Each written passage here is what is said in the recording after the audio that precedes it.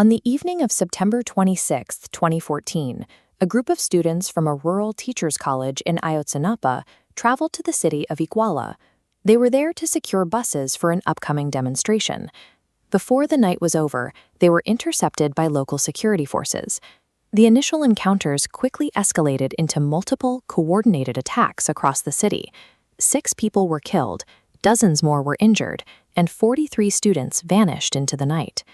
In the immediate aftermath, the Mexican government launched a federal investigation that quickly produced a packaged official explanation. Authorities confidently named their conclusion the historical truth. According to this official account, corrupt local police handed the students over to a criminal organization.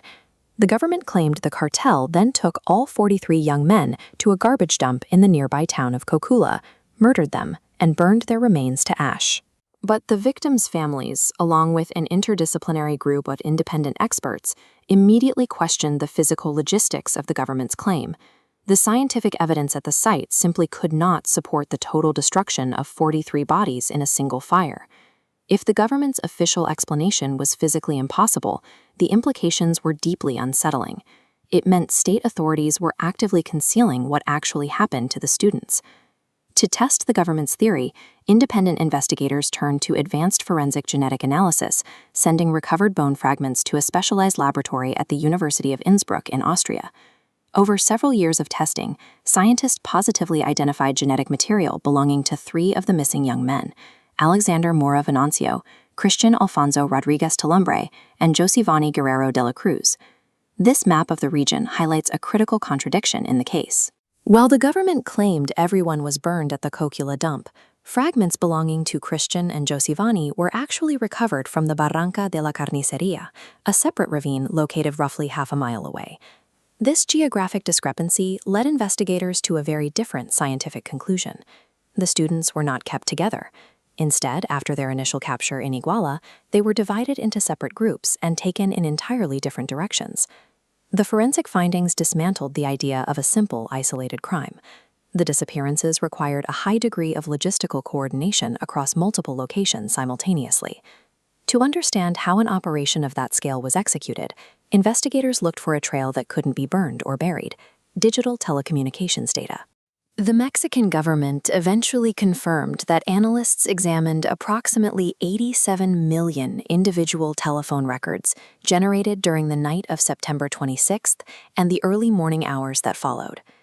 This data visualization represents the digital footprint of that night. It reveals a highly active, real-time communication network, linking members of the Guerreros Unidos criminal group directly with local police and other government authorities. By isolating these specific clusters of communication, analysts could see exactly how the students' movements were being tracked. Multiple coordinated forces were working together in real time to intercept the buses and split the young men up.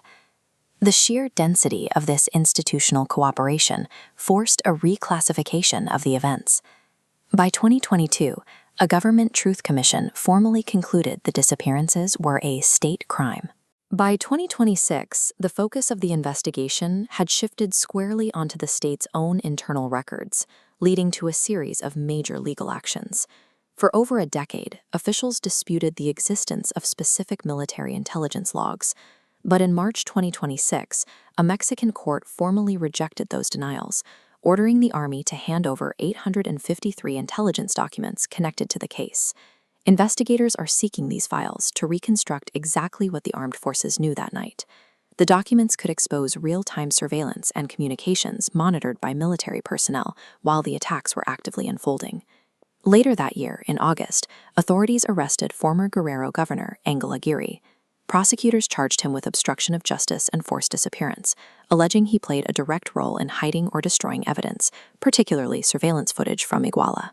A court order against the military and the prosecution of a former governor demonstrate how institutional barriers actively suppressed the facts of the case, delaying answers for nearly 12 years. Today, the original narrative is fully dismantled. Investigations have confirmed deep cooperation between criminal groups and the state, and the current government, under President Claudia Sheinbaum, openly acknowledges the case remains unresolved. Yet, for the families, Thousands of pages of intelligence, advanced forensic testing, and high-profile arrests do not answer the one question they have asked since 2014. The ultimate fate of 40 young men is still unknown. The Ayotzinapa investigation shows the extreme difficulty of uncovering facts when the institutions tasked with finding the truth were involved in hiding it. And until the remaining 40 students are found, Mexico's most haunting disappearance remains an open wound.